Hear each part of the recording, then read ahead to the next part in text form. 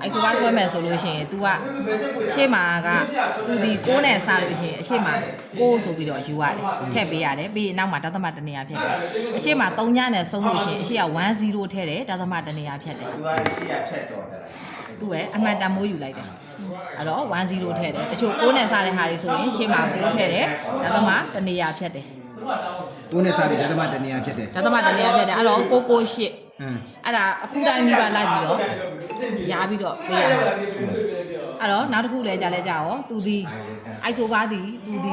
စုံကိန်းနဲ့ပဲစုံတဲ့ဟာကိုယူရတယ်အိုက်ဆိုပါသည်စုံကိန်းနဲ့စုံတဲ့စုံကိန်းနဲ့စုံတဲ့အမှတ်တွေကိုပဲယူရတယ်အဲ့တော့ဥမာဆိုလို့ရှိရင်1000ဆိုရင်3ညနဲ့စုံတယ်သူ့နောက်မှာဒသမ3ညဒသမ3ညဖြစ်တဲ့ဟာလည်းဖြစ်ရမယ်စုံကိန်းနဲ့လည်းစုံရမယ်ဥပမာဆို1000ဒသမ3ညဒသမ3ညနဲ့လည်းစုံတယ်အရှိက1000ဆိုတော့ဒါဒီစုံကိန်းဟုတ်ပြီဒီဘက်မှာကြီး998စုံကိန်းနောက်ကဒသမ3ညယူရမယ်ပြီးရင်ဒီဘက်မှာဆိုလို့ရှိရင်အဲ့ဘေးမှာကြည့်လိုက်ရင်900အရှိမ9ပါထဲလို့ရှင်998ဒသမ2သူဒီဒသမအဆုံးထွက်နဲ့2အဆုံးထွက်နဲ့မယူအဲ့အမှတ်ကိုမယူသူကသူဒီတစ်ခုနဲ့တစ်ခုတစ်ချောင်းနဲ့တစ်ချောင်းက2မီလီပါစီချ2မီလီပါစီချမယ်ဆိုအနည်းဆုံးတန်ဖိုးဒီထဲမှာအနည်းဆုံးတန်ဖိုးကဘယ်လောက်ရှိလဲဆိုလို့ရှင်996ဒသမ3ညအနည်းဆုံးတန်ဖိုးအဲ့တော့996ဒသမ3ညဆိုတဲ့ဟာလေးကို तू ကအရင်ဆုံးဘယ်အမှတ်ဘယ်နှမှတ်ရှိလဲ तू မှာမိုးလေဝသဘယ်နှခုရှိလဲပေါ့စခန်းဘယ်နှခုရှိလဲဆိုအဲ့နာမှာ3ခုရှိတယ်အဲ့3ခုကိုလှမ်းပြီးတော့မြင်းလေးနဲ့လှမ်းချိတ်ရမှာချိတ်တဲ့အခါကျလို့ရှိရင် तू ဒီမှာထွက်နေတဲ့ဖဲသားဒါလေးဖဲသားလို့ခေါ်တယ်အဲ့ဖဲသားလေးတွေကို तू ကမဖြတ်ဖဲသားကိုမဖြတ်ရဘူးမိုးလေဝသစခန်းကိုတော့ဖြတ်ရမယ်ထိယုံနဲ့မရဘူးမိုးလေဝသစခန်းကိုဖြတ်ရမယ်ဖဲသားကိုမဖြတ်ရဘူးပြီးရင် तू ဒီအဲ့ဖဲသားဘက်ကပဲဆွဲရမယ်ဖဲသားရဲ့ကြောကုန်းဘက်ကနေလုံးဝမဆွဲရဘူးသူကြောဘက်ကနေမဆွဲအောင်ဖဲသားနဲ့မျက်နှာချင်းဆိုင်ဘက်ကပဲဆွဲရမယ်ပြီးရင်အဲ့ဒီဖဲသားလေးနဲ့ရှိတယ်ဒီကလေးညွန်တန်လေးနဲ့အဲ့ဆွဲတဲ့မြင်းလေးတဲ့ဒီသူကဒေါင်းချင်းဖြစ်ရမယ်ဒေါင်းကျဲမဖြစ်ရဘူးဒေါင်းမှမဖြစ်ရဘူးဒေါင်းချင်းဖြစ်ရမယ်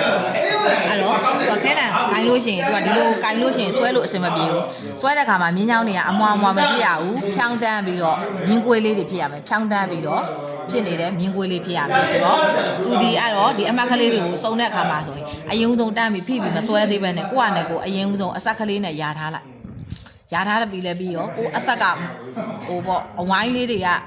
မြင်းကွေးလေးတွေကမလှဘူးဆိုရင်ကိုယ့်ကိုခဲတံလေးနဲ့ဖြတ်မယ်ပြန်ပြီးတော့မြင်းကွေးကိုတေးသေးချာချာဆွဲမယ်ဆွဲပြီးတဲ့အခါမှာနောက်ဆုံးမှာကိုသဘောကျလောက်တဲ့မြင်းကွေးမျိုးဖြစ်သွားပြီဆိုလို့ရှိရင်အဲ့အဆက်ကလေးတွေကိုတစ်ဆက်ချင်းလိုက်ပြီးတော့ဆက်လိုက်ဆက်တဲ့အခါကျလို့ရှိရင်တော့မြင်းကဒီလိုဆွဲလိုက်ဒီကနေပြီးမွားထွက်အဲ့လိုမွားထွက်လို့မရဘူးမြင်းဖြောင်းပြရမယ်အားကြောင့်မို့ထဲနာကိုင်းလို့ရှိရင်ဒီလိုအလျှောကိုင်းလိုက်အဲ့ဒါအဆင်ပြေဆုံးပဲဒီလိုသွားပြီးဆွဲလိုက်တာတစ်ခါတည်းအဝိုင်းအဲ့လိုဝိုင်းအဲ့ဆိုရင်သူဒီ996သူဒီ2မီလီပါစီချားမှာမို့လို့996ပြီးတော့998လာမယ်ဆို998အမှတ်တွေလိုက်ရှာမယ်ဒီမှာ998တမှတ်ရမယ်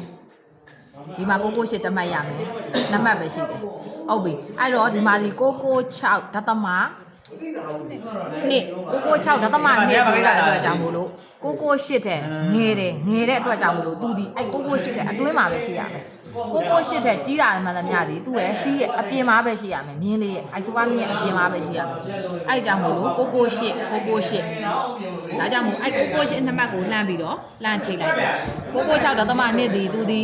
998တဲ့ငယ်တဲ့အတွက်ကြောင့်မို့လို့မြင်းထဲမှာထည့်ပြီးတော့ဆွဲရမယ်အဲ့တော့အဲ့မြင်းနှစ်ခုကိုကိုယ့်အနေကိုမြင်းကွေးလေးဖြစ်အောင်လို့လှပလေးကွေးတဲ့ဟာအဲ့လိုဆွဲလိုက်တယ်ဆွဲပြီးလို့ရှိရင်998ပြီးတော့နောက်ထပ်2တိုးလို့ရှိရင်1000ဆိုတဲ့အတွက်ဒီမှာသွားပြီ1000အဲ့တော့ဒီမှာ1000မှတ်ရှိမယ်ဒီမှာ1000မှတ်ရှိမယ်ဒီမှာ1000မှတ်ရှိမယ်အဲ့ဒါလေးတွေကိုလှမ်းပြီးတော့မြင်းကိုလေးနဲ့လှမ်းပြီးတော့ချိတ်လိုက်တယ်ပြီးတော့1000ပြီးတော့နောက်ထပ်အဲ့မှာဆိုလို့ရှိရင်ဒီမှာဒီ999ဒသမ3ညဖြစ်တဲ့အတွက်ကြောင့်သူဒီ1000အောက်ငယ်လို့မြင်းရဲ့အထဲမှာပဲရှိတယ်သူဒီမှာဒီ1001ဒသမ3ဖြစ်တဲ့အတွက်ကြောင့်မို့သူဒီ1000ထက်ကျော်တဲ့အတွက်ကြောင့်မို့လို့သူ့ကိုအပြင်မှာထားမယ်နောက်တစ်ခု1000ပြီးတော့1002ကိုသွားမယ်ဆိုရင်ဒီမှာဒီ1002ဒသမ2ယူမယ်ဒီမှာ1002ဒသမ2ယူမယ်ဒီမှာ1002ဒသမ2ယူမယ်အဲ့အမှတ်3မှတ်ကိုဒီအပေါ်လိုပဲကိုကလည်းကိုလှအောင်လို့မြင်းကွေးလေးကိုယူလိုက်တယ်အဲ့တော့ယူပြီးလို့ရှိရင်1002ပြီးလဲပြီးရော 1004ဆိုတော့ဒီမှာ1004ရှိမယ်ဒီမှာ1004ရှိတယ်အဲ့နှစ်ခုကိုလှမ်းချိန်မယ်လှမ်းချိန်တယ်အဲ့တော့သူဒီ1004 MB ပေါ့သူက unit က millibar ဆိုတော့နောက် MB ဟုတ်ပြီအဲ့1004ပြီးတော့1006သွားမယ်1006မရှိတဲ့အတွက်ကြောင့်မို့လို့သူက1005.1ပဲရှိတယ်1006မရှိတဲ့အတွက်ကြောင့်မို့လို့မစွဲတော့ဆွဲတော့အဲ့တော့သူဒီမှာရှိတဲ့အားနဲ့ဝေးလေဝယ်သားမန်းနဲ့ဝေးလေလေပီအားများလေနီးလေလေပီအားနဲလေအဲ့တော့လေပီအားနဲတယ်ဆိုတော့မုံတိုင်းဗဟိုဆိုတာကလေပီအားနဲတဲ့ရန်ဝန်းမှာပဲရှိတဲ့အတွက်ကြောင့်မို့လို့ဒီ3မှတ်နဲ့လှမ်းချိန်ပြီးတော့သူကမုံတိုင်းဗဟိုကိုရှားပေးရရှားတဲ့အခါမှာဆိုလို့ရှိရင်သူကစဝိုင်းညံကိုသုံးရမယ်စဝိုင်းညံကိုသုံးပြီးတော့သူဒီမုံတိုင်းဗဟိုဒီကိုကရှားမယ်ဆိုရင်အဲ့ station လေးမှာထားပြီးတော့ station လေးကဒီလေညိုနံလေးနဲ့မြင်းလေးကိုတန်းအောင်ထားပြီးလို့ရှိရင်သူဒီ90ကနေ120ကြားကြိုက်တဲ့အမှတ်ကိုယူလို့ရတယ်ဥပမာဒီမှာ100ယူလိုက်မယ်ပေါ့ဒီဘက်ကျရင်ငါ130ယူမယ်ဖြစ်တယ်နောက်မို့ကိုကဒီမှာအညီဒီဥစ္စာငါ100ပဲယူတယ်ဒါလည်း100ယူမယ်ဒါ100ယူမယ်ဖြစ်တယ်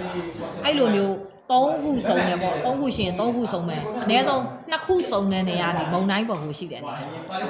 ဒီမှာတော့3ခုလုံးကဒီနားမှာသွားစုံတဲ့အတွက်သူဒီမုံတိုင်းမျက်စိမုံတိုင်းပေါ်ကိုရှိတယ်နေအဲ့မုံတိုင်းပေါ်ကိုလေးကိုအနေနဲ့ဆွဲရမယ်အနေနဲ့ဆွဲတဲ့ခါကျကျောင်းသားတွေကမင်းနေမသုံးရတဲ့ခါကျတော့အောင်ဆုံးခဲတံလေးတွေသုံးလို့ရတယ်အဲ့တော့ပြီးရင်ဒီမှာကလေပီအားနဲ့ရန်ဝန်မုံတိုင်းပေါ်ကိုရှိတဲ့အရက်ဒီလေပီအားနဲ့ရန်ဝန်ဖြစ်တဲ့အတွက်ကြောင့်ဒီ L ဒီနားမှာပဲအနီလေးနဲ့ပဲရေးရမယ်။ तू ကပုံလေးဆောင်ထဲမှာကိုပါပြီးသားလေပီအားနဲ့ရန်ဝန်းကို L ကိုအနီနဲ့ရေးမယ် H ကိုအပြာနဲ့ရေးမယ်။ကျန်တဲ့ဟာဒီခဲတာမဲ့သုံးပါ။အဲ့တော့ तू ဒီအမှမိုးရွာတဲ့နေရာကိုရှာမယ်မိုးရွာတဲ့နေရာရှာမယ်ဆိုရင်မုံတိုင်းဘက်ဟိုရဲ့လက်ရဘက်ဟောဒီကိုညနေချင်းတိုင်းကြည့်မယ်ဆိုရင်မုံတိုင်းဘက်ဟိုရဲ့လက်ရဘက်ဒီမိုးရွာတဲ့နေရာအဲ့တော့မုံတိုင်းဘက်ဟိုရဲ့လက်ရဘက်ဒီမိုးရွာတဲ့နေရာဆိုရင်ဒီမှာမိုးရွာတဲ့နေရာခမန်းမှာဆိုရင်ဒီနေရာတွေကမိုးရွာတဲ့နေရာဥပမာဆိုမြန်မာနိုင်ငံမှာဒီရခိုင်ကမ်းရိုးတန်းမိုးရွာတဲ့နေရာအဲ့ဒါပါရှင်